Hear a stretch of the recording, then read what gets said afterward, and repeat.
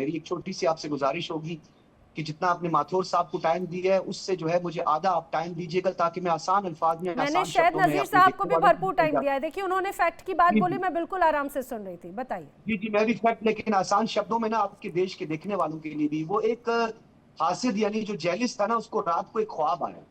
उस ख्वाब में फरिश्ते ने कहा कि बोलो तुम्हारी डिमांड क्या है, जो भी तुम्हारी डिमांड होगी उससे दुगना तुम्हारे दुश्मन को जो है वो दे दिया जाएगा।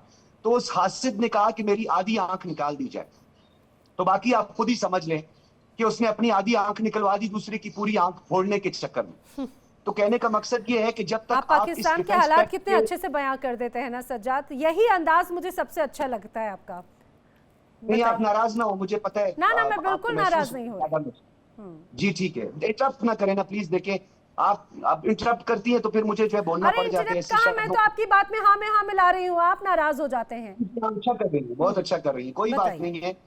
दूसरी बात ये कि जब तक आप इस डिफेंस पैक्ट की कंपोनेंट को नहीं समझेंगी ना, तब तक आप डिबेट को आगे नहीं बढ़ा सकती। पहले तो अच्छा। इस डिफेंस पैक्ट को और नेटो के साथ जो सिमिलैरिटीज हैं जिसका हम दावा कर रहे हैं, तो उसको भी जरा चेक कर लें। इसमें तीन बड़े आम कंपोनेंट हैं। एक तो ज्वाइंट हमारी मैरीटाइम सिक्योरिटी है, दूसरा हमारा जो है ज्वाइंट डिफेंस प्रोडक्शन है, तीसरा हमारी जो है वो इंटेलिजेंस शेयरिंग है, और चौथा जो उसमें सबसे आम है जिसको आप पंच लाइन कह सकती हैं कि एक दूसरे की सॉवरेनिटी या टेरिटोरियल इंटेग्रिटी या किसी किस्म के जारियाना हमले का रिस्पॉन्ड जो है वो ज्वाइंटली दिया जाएगा। तो ये चार कंपोनेंट लेकर जो है ये एक डिफेंस पैक्ट हुआ है।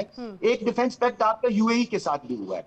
और अभी थोड़ी देर पहले जो है माथुर साहब ये कह रहे थे कि होती जो है, देखिए होती जो है वो एक प्रॉक्सी के तौर पर पूरी दुनिया में रजिस्टर्ड है।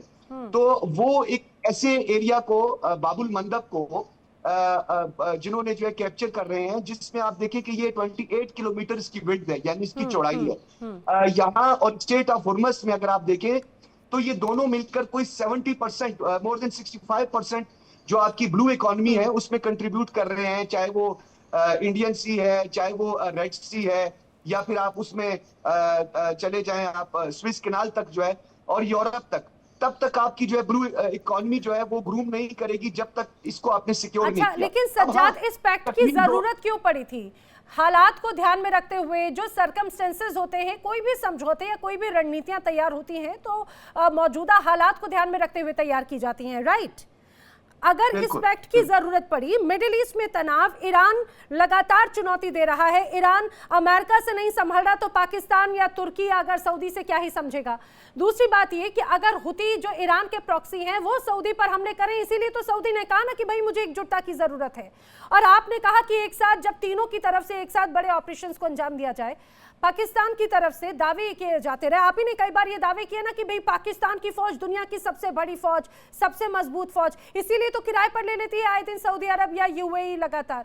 तो इसीलिए तो आपके ऊपर निर्भरता है, आपकी जिम्मेदारी नहीं बनती क्या पहले प्रोटेक्शन देने की, या फिर सिर्फ वो वन वे कम्युनिकेशन है सिर्फ? सबसे पहली बात तो यह है कि मैं आपको अब्बास इराक्ची की हालिया स्टेटमेंट बता दूं जिससे उन्होंने होतियों से उसको ऑन करने से बिल्कुल इनकार कर दिया, उन्होंने इसको डिस ऑन कर दिया है। उन्होंने कहा ये हमारी प्रॉक्सी नहीं है। और माथुर साहब ने अभी कहा है कि ईरान ने ये दावा किया है कि ये जो डिफेंस पैक्ट है ये महज एक कागज है। ये सरासर माथुर साहब ने झूठ बोला है। ये इन्होंने मन घड़त एक कहानी जो है वो सुना दी है। मुझे बताएं ये कब, किसने और कहां कहा है, ये कहां कहा है, मुझे बताएं।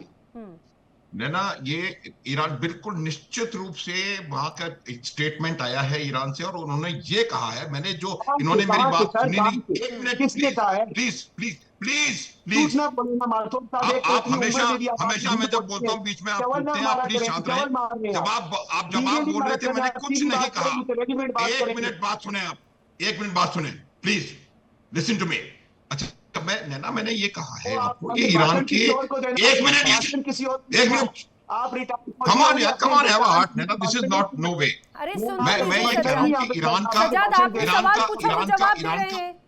ईरान का बिल्कुल क्लियर कट मैसेज आया है, और उन्होंने कहा है कि इन प्रकार के कागजी, एक मिनट यार, किसने कहा?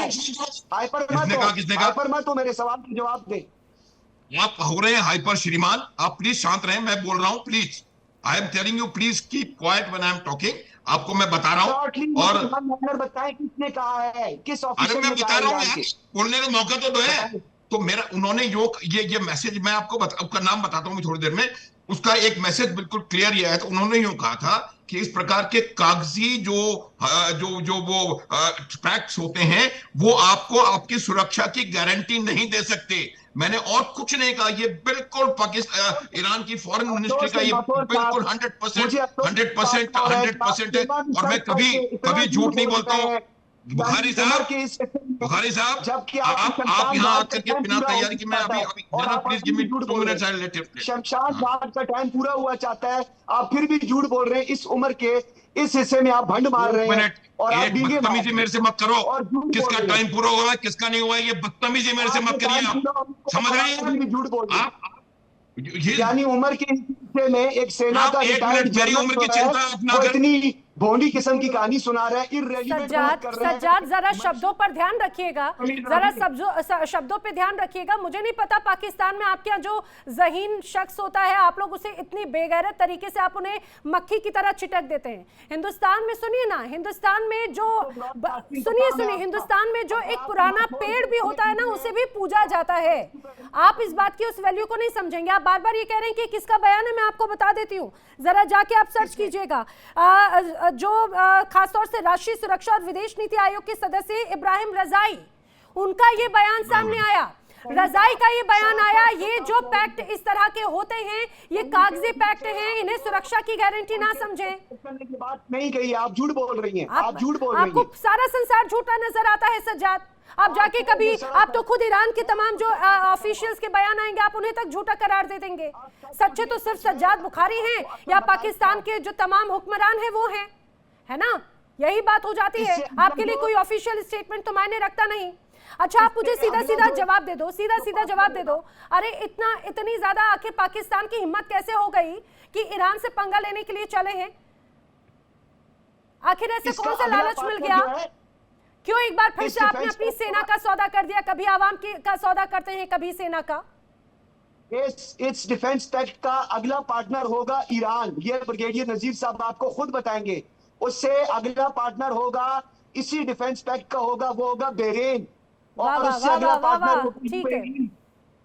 आपकी इस बात पे, अच्छा विनोद दत्ता जी, मैं यहाँ पर जी नजीर साहब का रुख करूँ। विनोद दत्ता जी, आपकी इस मुस्कुराहट का राज क्या है? फिर तो ये तो डिफेंस पैक्ट दुनिया में कोई भी कर ले, कल को पाकिस्तान और हिंदुस्तान डिफेंस पैक्ट कर ले, कागज पर लिखना है, क्या जाता है? देखिए, वो कहते हैं ना कि दिल बहलाने के लिए गालिब ख्याल अच्छा है, क्योंकि इस तरह के जितने भी आप चाहे पैक्ट कर लें, लेकिन कागजों पे वो केवल एक थ्योरी बन के रह जाते हैं। आप ये मैंने आपको पहले भी मैंने अपनी डिबेट में बताया था कि अमेरिका जैसा ताकतवर देश जो मतलब इतनी बड़ी मतलब जमहूरियत है और इतनी बड़ी ताकत है, 32 ट्रिलियन इकोनॉमी है, आज वो नाटो का आर्टिकल 5 को इम्प्लीमेंट करने में 10 बार सोच रहा है। आज वो ईरान के ऊपर हमला करने के ऊपर सोच रहा है।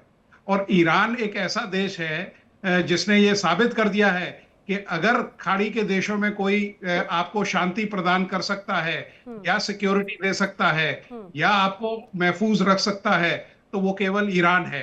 और ईरान, देखिए, चाहे वो रिटन मतलब एग्रीमेंट हो या एक कोई टैसिट अंडरस्टैंडिंग हो, आज ईरान के साथ भी काफी बाकी के देश भी खड़े हुए हैं। आप टर्की देखिए, टर्की की खुद इतनी खस्ता हालत है, केवल ड्रोन बनाने से, ड्रोन तो ईरान भी बना रहा है, ड्रोन तो मलेरकोटला में भी बन रहे हैं। तो ये मतलब यह टर्की की खुद की हालत बड़ी खराब है। तो कहते हैं ना कि करेंगे वो क्या रहनुमाई जो खुद कारवां लुटा के आ रहे हैं। तो यहाँ आप ये देखिए कि जिस तरह से अमेरिका के वादे खोखले हुए, जिस तरह से मतलब बाकी के देशों के वादे खोखले हुए, इसी तरह ये this pact has started with a bang and it will end with a whimper. Nazir साहब जी, जहां तक ताल्लुक है इस पैक्ट का, तो मुझे ये समझ नहीं आ रही कि इससे ज्यादा तकलीफ ये जो इंडिया को है और दूसरा इजराइल को है। तो ये क्यों है? इसलिए कि आप लोग भी तो यूएई के जरिए और फिर साइप्रस तक और हिफा बंदरगाह से जा रहे थे और वहां पर एक राहदारी भी बना रहे थे यूरोप तक।